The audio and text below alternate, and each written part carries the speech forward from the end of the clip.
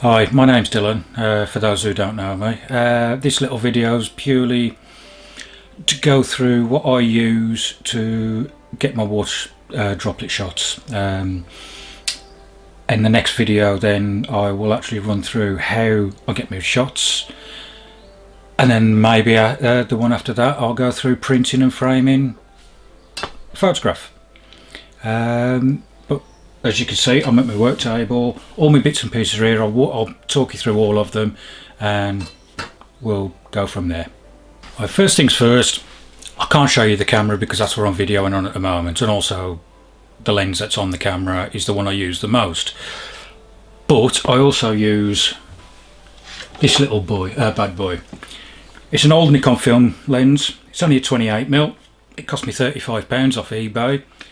Cost me a tenner for an adapter for my Sony camera, and I attach it to these. These are extension tubes. I don't have a macro lens. I just use bits and pieces to get as close as I can. Extension tubes are a great way of doing it. These go onto the camera. They don't go onto the actual lens. For this lens, what I use for that is a lens reversing ring. This goes onto the screws onto the front of the lens. These attach to the body. The ring then attaches to the lens. So you end up with the lens backwards on the camera, which gives you a lot more magnification. I will do some video shots with my phone so you can see the camera setup with this on, so you'll get a better understanding of what we're talking about.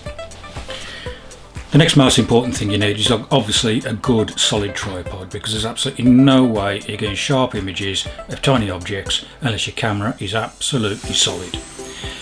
Now later on, when I do a through the camera video so you can actually see what the camera's seeing when I'm taking a photograph, my table isn't 100%. I mean, that doesn't feel like it's moving, but when you're at the magnification you are with macro, you'll see that the slightest movement picks up on camera. So you can't shoot with slow shutter speeds either if you're using ambient light. Flash obviously is a different matter, but ambient light, wobbles just don't go together. This is where this comes in. This is a remote trigger for the camera. I can literally set my shot up, walk to the distance that is, so I'm as far away as I can, wait 5 seconds, and then I press the button. That lets everything settle down and I get the shot, if I have to use slow shutter speeds, when not using a flash. If I'm using a flash and whatever, I don't worry too much about it. I still use this, it's habit. I can't remember the last time I took a photograph where I actually pressed the shutter button. Brilliant bit of kit. Again, cost about £10–12 off eBay. This one's a standard USB. Canons have their own adapters. They're around about the same sort of price.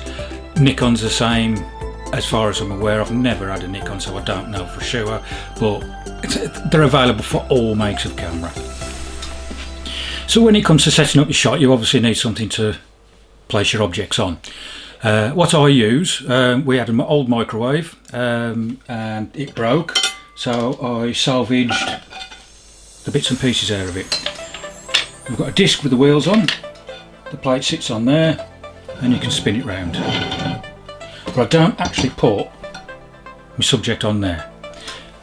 I either use an old Canon lens cap, which acts as a nice little well, so I can get that nice and close to the camera. Any liquids that are in there always have to go to the surface, otherwise you see the rim. Any spillages fall onto the plate. No mess. Or I use an old plate. This one isn't one I actually shoot with.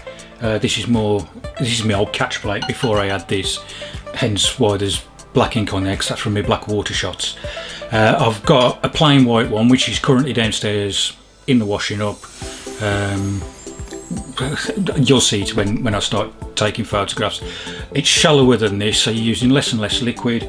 I literally sit it on there, bring the liquid up to the level, then we use a base and whatever subject you want to place in there. Okay, so I've just quickly nipped downstairs and I've got my plate back. So we'll have a look at this and how we set a shot up and the bits and pieces that I use. Plate on there, as you can see, I've gained all sorts of crap on me off that dirty plate, hence why I wash them. So you've got a plate. White, mainly because you don't want any rims or lines going through your shot later on, and you'll understand when you see this video where you're actually shooting. Reflections work better on a white plate. You can use a different coloured plate, but it reflects the light in a different way, so it's going to create casts that you don't want. Right, so basically we need to mount our subject. This type of thing, you can't use big clamps all the time. The best thing I find, especially if you want the reflection shots, is this stuff. Comes in a pack like that. I'm not mentioning any names or brands, but you know, you can get it from anywhere. It's a pounder pack. So what you do is literally plonk it on your plate like that, but you want that below the surface of your liquid, and then you're literally ready to start mounting your subjects. At the moment I'm going to use dandelion seeds as the subject, just so we know where we are and we've got continuity all through the videos, because like I say, I want to do a what do I use through to a this is a frame shot at the end of it.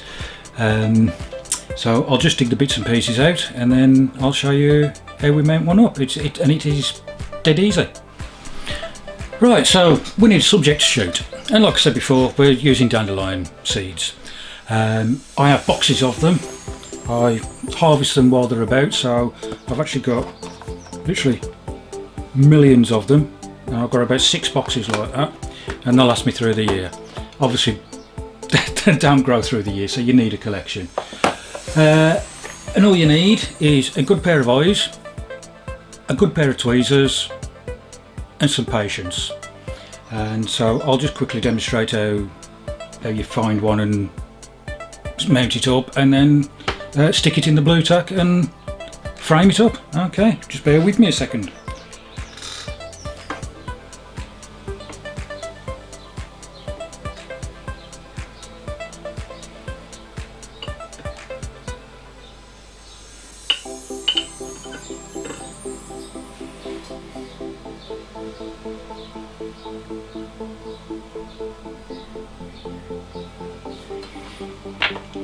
And it's as simple as that.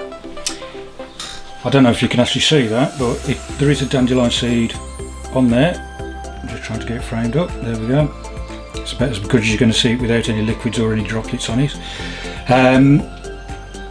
All it is when you've got your dandelion clock, you dig one out. I never squeeze the tweezers when I'm picking them up like that. I just literally rest the head in between the tweezers, shake until you've just got one left. Put that one down, and then when you actually mount it, what you want to do is pick it up by the seed, not by the stem, but towards obviously the top of the seed, so there's a bit sticks out the bottom, and then just place it into your blue tack where you want it. And the main reason you don't pick it up by the stem is exactly for that reason. It snaps off. The seed now has broken away from the stem, and there's the seed part. So that is now rendered useless because there's no way you're getting that dandelion seed to stick into anything. But we are literally ready to start going.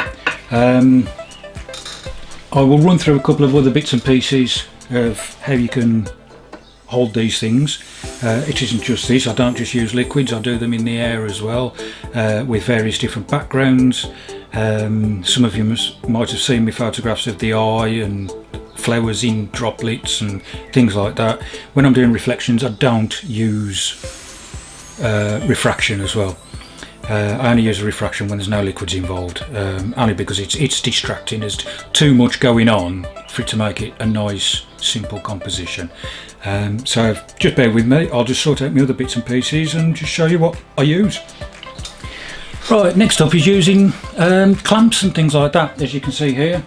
This is one sort of clamp I use. These are wedding memo holders. You can get these off Amazon for about a £5 for 10. They don't actually come like that with the black ends on. I put those on mainly because when they come like that and you try and grip anything that's a flower, seed or anything like that, that will just crush them, cut them in half, render them useless, and you can't even prop them up.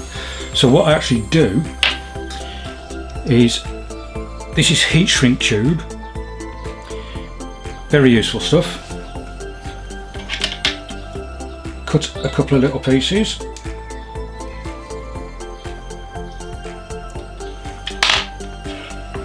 As you can see, I've got one here. This isn't Blue Peter, I didn't prepare this one earlier. Those I have.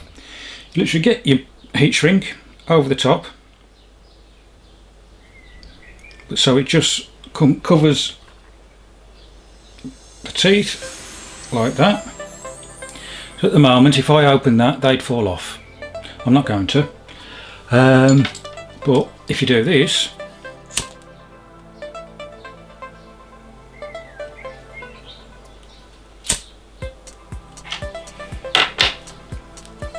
they are now done. It's as simple as that. It doesn't even have time to get hot or smoke. But now the little clamps inside, the little jagged bits, the sharp bits, are now covered in rubber. Helps protect your subject. With these as well, I've got 8 of them I keep straight, and I've got 2 which I've bent to various different heights for different things. Depends on what I'm doing. There's no difference, it's just how I want things positioned in the frame.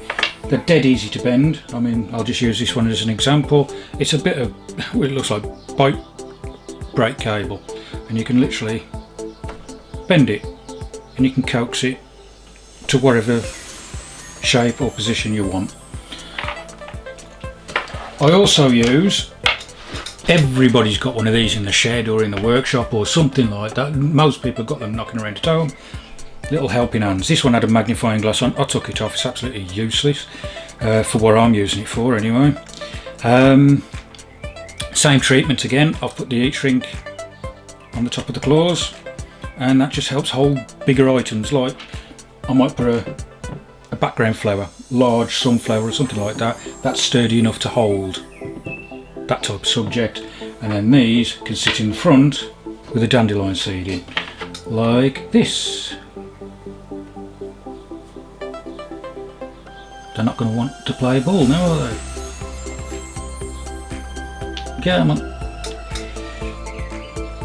There we go. Now with these, I don't actually grip anything. I just literally pick it up with the tweezers. I don't squeeze it. I just use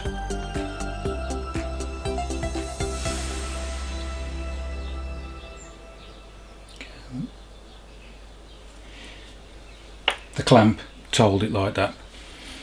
And it is there. I know you can't see it, but it is there. You might just be able to just make it out against the background. So basically, that's it. These are also very useful for when you are doing things like refractions or you're dropping a background in. I mean, this is just a sample of some of my backgrounds. I'll tell you about these in a little bit, but they're just printed cards, double-sided. I've just downloaded patterns, and what you can do is literally clamp that there, clamp that there, set that up where you want it, subject in the claw there, camera here, you've got to set up. If you're going to do one with a face or a subject that you want the right way up in a water droplet, set them up upside down. Otherwise they'll be upside down in the shot if you put them the right way up. It's refraction. It works the same as your camera. What you see is the right way up, your camera actually sees upside down. So you just got to remember that. And that's the clamping system. Okay, I'll just sort out the next few bits and pieces that you're likely to need, and then we're getting closer to taking an actual shot. Right then, we're now going to start talking about liquids, mainly water. I use plain water, I use water with additives, I use different coloured waters, all sorts. Depends on what you're actually wanting to achieve at the end of the day. I mean, obviously, first one you want to do, that's plain water. I label it so I know it's plain water as well, because obviously you don't want to open these and start drinking them. I don't want anybody else to open them and start drinking them. So if you label them, at least you know what's in there and they can tell you what they've drunk if they shouldn't have. So that's plain water. This is water with glycerine in. Now you can buy glycerine, as you can probably tell from a certain logo on that bottle, from pretty much anywhere. You'll find it in the baking section. I literally put probably 1 drop of glycerine to every 20 parts of water. All it does is it increases the viscosity of the water, it helps it hold the droplet longer. It does have a downside. I found that I get black rims to the droplets quite a lot. Also, over time the water starts going milky, so you don't quite get that crystal clear sharp image that you're trying to achieve. You get white patches where it's bouncing light around. I started using it, and to be honest, that's only ever been opened once and I've stopped using it, so I don't bother. Plain water. Again, that's plain water. It was Laura's French Connection London, it says on here. It was full of something that stunk, so I emptied it and put water in it. Cleaned it out first as well to get rid of the smell, but that's a very, very, very fine spray, and that's what you want. You can buy bottles online. I bought some myself, but the spray wasn't fine enough. These are perfect perfume bottles. Most glass ones are sealed, you can't do anything about it, but if you can get one of these, the plastic ones, it literally unscrews.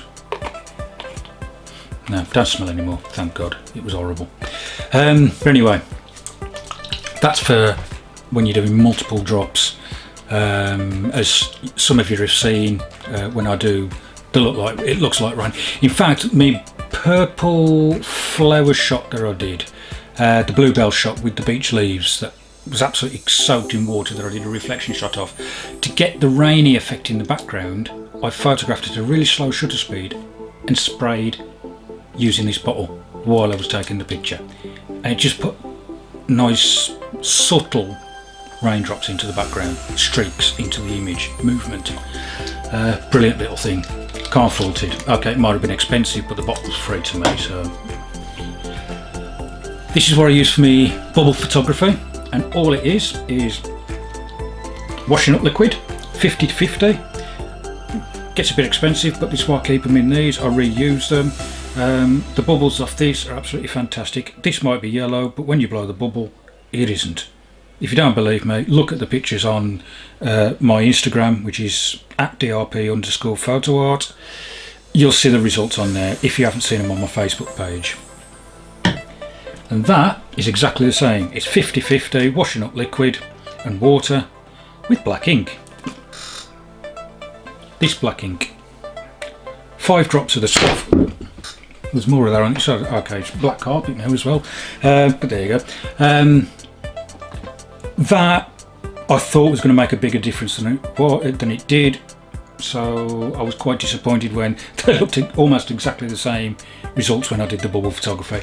But if you don't put washing up liquid in this and just use the black ink in plain water, and use black water for reflections for your dandelion seeds, this stuff is brilliant, absolutely superb.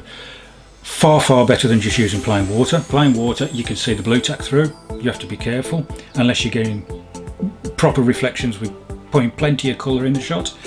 I use this. I also use one which I don't keep because it involves milk, and that's using milk at 25% to rest water to give a white liquid. Again, that is brilliant for pastel colours and things like that, which again I'll explain when I'm actually doing a shoot. So that's the liquid side of things. For actually putting individual droplets on a Dandelion clock, you need one of these. I would highly recommend buying a pack, because the amount of times that I've bent the actual needle and then they're rendered useless because these are insulin ones. That needle is so fine, you can breathe on it and it bends. I'll quickly demonstrate. You can get these off eBay. You cannot get them off Amazon. For some reason Amazon don't do them anymore. They did, but they don't now. But off eBay, pack of 10, £5. But they're legal. They're insulin syringes, and that's all I do use them for. And all you do, drop it into your water, bring it up slowly, seal your bottle before you start doing anything, because if you drop stuff, obviously everything's getting wet. Oh, the other most important thing you will have on your desk, loo roll, for mopping up any little tiny spills and cleaning this outside of the syringe. To get the syringe, what you want to get rid of is the air bubbles that are in there. If you do that, all the liquid falls to the bottom, air to the top. Push the air out. Wait until you start getting a couple of bubbles, and you're ready to go. So all you need to do, I try and form a little bubble on the end of the syringe first, and then I've got something I can use to target the seed with, like this. I don't know if you can see this or not. I'm looking at the screen directly behind the camera, which is projecting the camera. I can't see it, but there again, it's a crap screen. So anyway, here we go.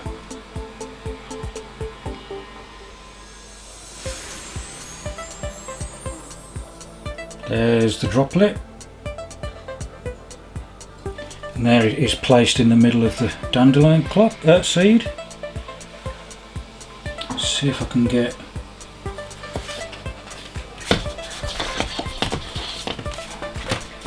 Let's build this up. Now if you can see that any better, there we go. No, you can't see the drop. You can see the dandelion seed, but you can't see the droplet. But anyway, the droplet is there, and all you do is, to make it any larger than that, is just keep going a little bit, touch the droplet, squeeze a little bit more, touch the droplet, squeeze a little bit more, touch the droplet.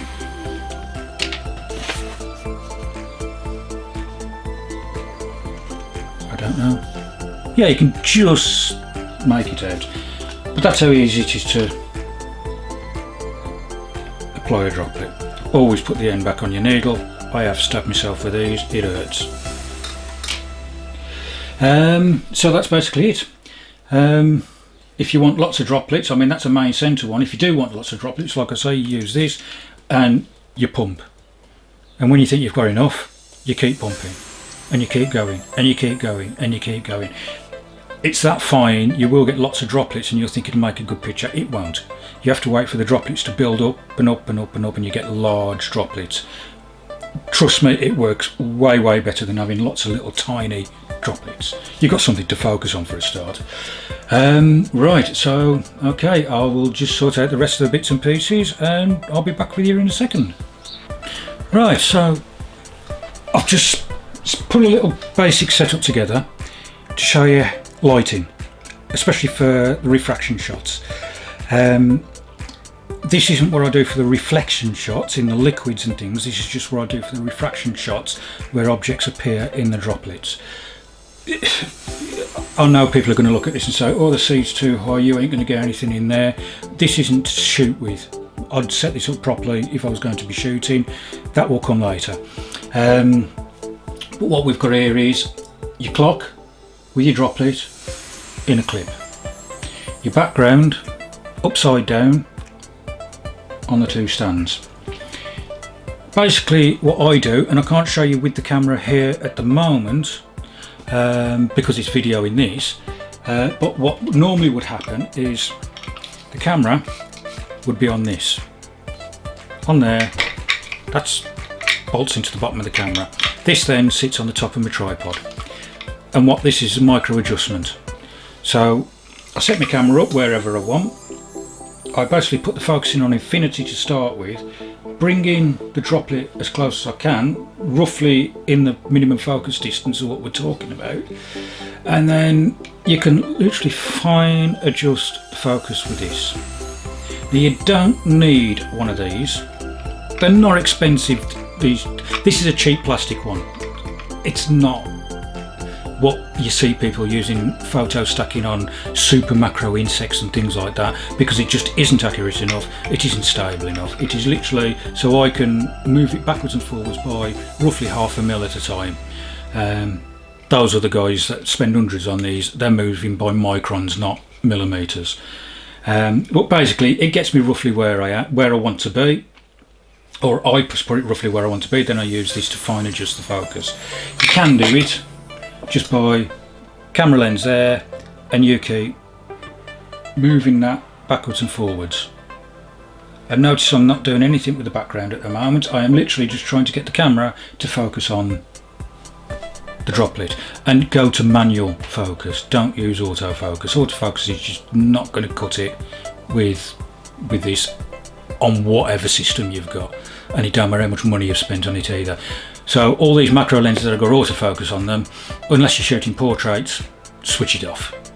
But anyway, once you've got that bit set up, it's just a case then of looking through the camera and moving this backwards and forwards until it fits the water droplet. Once it does that, have a look at it, because it's like in this position, it may be in the wrong position. I mean, when I actually shot this, even though the Dandelion clock was down here, the eyes kept disappearing out the way as well. So in effect what had to happen was this needed to go down further to bring the eyes into the top of the droplet. It couldn't because of the solid surface, so I had to start moving the clock and changing heights and things like that, angling, and that's all it's about. It's just keep looking, keep tweaking, keep moving. It might have to be like this close to get it there. It might be that it's there. It depends on what you're wanting to reflect. If it's a flower, quite often I have it roughly there, and I'll shoot wide open at f2.8 or whatever to blow that completely out, and then we just leave the droplet as the only thing in focus. Even the dandelion seed, every strand of it will be out of focus unless it's exactly on the focal plane of the droplet. But as far as lighting goes, you never light the dandelion seed. That stays in whatever ambient light you're doing.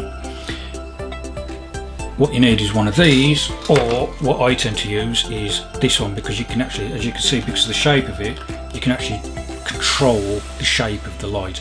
I can have this as just a strip across, I can have it as a strip that way, I can have it as a combination of both. I can even add red light into this to add a bit of a weird tint to it. But basically all you're wanting to do is light your background like that. If you light the background and then look through your camera at the droplet will light up. And it's only when you do this can you actually sort out your critical focus point then, because it's the only time you can see enough detail. So light it up as best you can. The brighter you can do it, like this is even brighter. I mean, as you can see that's blowing that out, and that's on its lowest setting. That's only got 2 lights lit. I can go a lot higher than that. But usually what I do is use my torch first of all and use that, get me critical focus. I use this later on for doing all the weird effects from different directions and stuff like that. But whatever you do, never cast any light on the dandelion clock. If you do, you'll lose your refraction and you'll just get the bubble lit from the side, and it'll be a dandelion seed with a bubble in it, and that's it. And then you just sort out your manual exposure from that. If you've got a mirrorless camera, you can see it on the screen. If not, you'll have to chimp. Take your pictures, trial and error, and keep adjusting. I tend to shoot 2/3 of a stop underexposed. because it gives me a lot better control over saturation and things like that, and you can make them look a lot more surreal in Lightroom if they're underexposed. If they're overexposed and you've got white patches from light bouncing off the bubble because of the torch has slightly touched it, you're never ever going to get rid of it. You're never going to put any detail back. It's just too bright because of the exposures that you're shooting. And that is your lighting. It's that whatever. That's for your refraction shots. Next I'll show you how I use backgrounds, reflectors and whatever to do the reflection shots, not refraction shots. Right, for reflection shots you either need backgrounds or a reflector. I tend to set up the background anyway, so just in case my reflector actually goes out of shot, then at least I've still got something in the background that isn't distracting, like my horrible wood chip wall here. It'd just look terrible. But what I use for backgrounds, I've got various different bits and pieces. I'm going to start down this end, and the first couple of piles are exactly the same, apart from size. Just get rid of those, because those are for refraction. So basically what I've got, these are A6, these are A5. All I've done, get rid of them as well because we don't need those now. All I've done is I've gone on Google and I've done a search. That top one, I did a search for rust and then went into images. Found an image I liked, saved it into a folder, and I've ended up with loads of different ones. You can put all sorts in. I've even just done searches for colour. That was in a search for orange. They were in a search for blue. So basically just found loads of bits and pieces, and I printed them on the opposite side as well with contrasting stuff. So for example, we've got rust there, purple feathers on the other side. Don't matter if it's feathers or not, because nobody's ever going to see the feathers when it's that close. And you're doing macro shots, that's going to be that out of focus, it's all going to be blurred anyway. Like I say, there's all sorts. I even have pastel coloury ones in here, like these, and it just looks like bokeh at the end of the day because it's all out of focus. It doesn't matter about what colour it is or anything like that. I mean, I use these for extreme close-up. I use these for a little bit further away. Other than that, those are the same. Like I say, A6, A5, printed on cheap card. It doesn't matter if they're nice sharp images, they're going to be out of focus. What else I use? These are for background. This is pearlescent card. I bought this from a crafting shop. It was £5 for 50 sheets, I think it was, and it comes in 5 different colours. And again, I'm just using those as backgrounds, but because of the pearlescence, they give it a little bit of a shimmer. And this stuff looks extremely nice, reflected off milk. It really does look nice. And if you want something a bit jazzier, I've got sparkles. Again, 5 different colours. Again, probably cost me £5. And I just use these as reflectors. I don't use these as actual backgrounds. So when I'm using a flash, I'll bounce the flash off these and bounce that onto the actual subject to put some colour in, not to put sparkles. I have tried it with sparkles. Yeah, it's alright, but it's like disco, it's out of fashion. So what do we actually use then? I use 2 different types of flash gun. I've got my little Godox 350. Nice little cheap flash. You can get the XT1 remote to suit any camera. I love this. It's got TTL, it's got high speed sync, I can shoot up to 8 thousandths of a second with it. I can put it in fully auto and the camera and the flash between them will sort out the exposure. Cracking little tool. Or I've got the Yongnuo 564 Mark IV. This is a lot more powerful, but it's completely manual. I like this because I can actually take control of this better than I can take control of the 350 because of the higher output.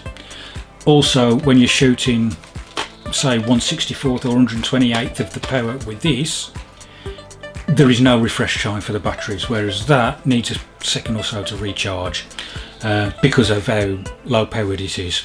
It's just, this is brilliant. I can even do burst with this and take, I think the most I've got is 8 consecutive shots all filled with flash, and that's when I was photographing a wasp. It does have the built-in reflectors. I don't bother with them unless I'm shooting a wedding or a portrait, and I will just use them to put a catch light in the eye. I never point these directly at people's face, looks horrible. As regards softening it down, because that's the biggest thing you're going to find with this sort of photography, you've got to soften the light. If you don't, you get harsh highlights on the droplet. It looks awful. So anyway, that was my first stage. It's alright, it's a little bit directional because it does bend when it's on there. You got it on the flash, you can tweak it up and down, and it does put a relative amount of soft light on. And if you're bouncing it off backgrounds, that is almost as much as you need. That's the only one I've ever bought, but I have got better that never cost me anything. This one is a bit of cardboard to act as a flag, and the white foam packaging my flash was delivered in. Now if I'm shooting and I want to bounce, like I was on about with the refractions, and I want to light the background but not the dandelion seed, I shoot like that. Card stops it hitting the dandelion, that hits the background, and the light is absolutely gorgeous off that. And I actually have a couple of different ones, and I will layer them up. On some shots I've even had 4 of these over one flash gun to soften the light down that much, and you can not tell there's any flash. It just looks gorgeous. And that's it. You don't need a flash, as I've already shown you. You can use a flashlight. Any torch will do. That first silver one was this one here. Again, I think that was a £5 off eBay or Amazon or somewhere like that. In fact, I might have even bought that at Poundland. It takes 2 AA batteries and is plenty strong enough for you to do it. It will be slower shutter speeds, but you can do it. This was a bit more expensive. It's actually a headlight, rechargeable lithium batteries built into it. They call it a caver's headlight. It's extremely powerful. I don't know why you'd ever have it flashing, but that, as you can see, is really, really powerful. But you can control where the light goes. As you can probably just make out there, the dandelion clock's still in shadow. Only when I do that is the blue tack lit up. That's still in shadow. Very, very controllable light. Brilliant. But you've got a button the other side which yellow light, red light, combination, flashing, whatever. Light trail light photography, these are brilliant. You want to try one. And that basically concludes everything that I actually use. I have one more piece of equipment that I do have. I've never used it. It only arrived last week, and then Amy told me she'd buy, I could have bought hers off her second hand because she doesn't get on with it, and it's one of these. It's the Raynox lens adapter, macro lens adapter, and this basically fits on the front of your lens and turns any lens into a macro lens, but it will also turn a macro lens into a super macro lens. But they ain't easy to use, and I wouldn't recommend one as something you need as a first time shooter. So that pretty much concludes everything of what I use. Not necessarily what you need, but what I use. I mean, you can adapt all sorts of things to do exactly the same as what I've done here, probably for less money than I've spent. I mean, all in all, if you totted all this up, I've probably spent 60 quid. Maybe 70, if that. Because at the end of the day, you don't need to spend a fortune to get the shots that I'm doing. If you want better clarity when you're doing things like insects and things like that, or even this, you do have a lot more control over a dedicated macro lens. It's a big investment. I'm just here to show you that you don't need a macro lens to get into macro photography. It's like any photography, you don't need expensive gear. Start at the bottom, work your way up. It's pointless spending hundreds or even thousands on gear if you're never going to use it, or you give it up after 12 months. So give it a bash. What I'm going to do is set up a shot now, and I'll shoot it probably on my phone, so the video quality will be a lot worse than this one. I'm going to shoot with screen capture as well, so you can see exactly what the camera's seeing. Chances are sound quality is going to be terrible because I can't use my microphone on my mobile phone, so I'm just relying on the mobile phone to do it. Lighting will probably be rubbish, but you'll be able to see what I actually do to get a shot, because it's all well and good explaining it to you here with not doing it, but when you see it, you'll see how simple it is, and the fact that you don't have to have all this stuff piled up everywhere to get the shot. I usually start with 2 or 3 pieces and go from there. So hopefully I'll see you in the next video. I hope this is some help. We'll see if we can get some of you into a little bit of macro photography. See you next time. Cheers.